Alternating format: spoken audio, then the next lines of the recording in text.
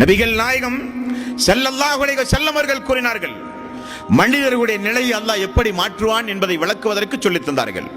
ஒரு மனிதன் தொடர்ந்து தீமையை செய்து கொண்டே இருப்பான்.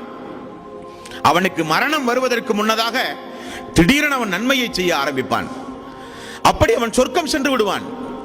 ஒரு மனிதன் தொடர்ந்து நன்மையை செய்து கொண்டே இருப்பான். திடீரென அல்லாஹு தஆலா அவனுடைய உள்ளத்தை மாற்றுவான். அவன் நரகவாசியாக தீய செயல்களை செய்து நரகத்திற்கு சென்று விடுவான் என்றார்கள்.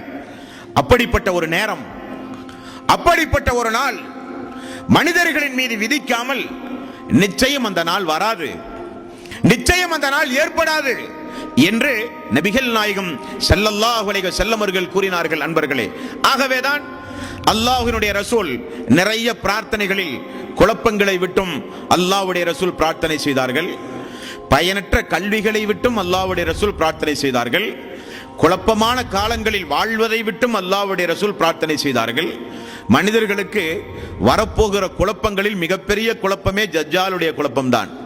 அந்த தஜ்ஜாலிடமிருந்தும் ரசூலுல்லாஹி ஸல்லல்லாஹு அலைஹி வஸல்லம் பாதுகாப்பு தேடியுள்ளார்கள் என்றெல்லாம் ஹதீஸ்களிலே பார்க்கிறோம். அன்பர்களே, இதுவும் அல்லாஹ்வுடைய ரசூல் கூறிய முன்னறிவிப்புகளில் ஒன்று.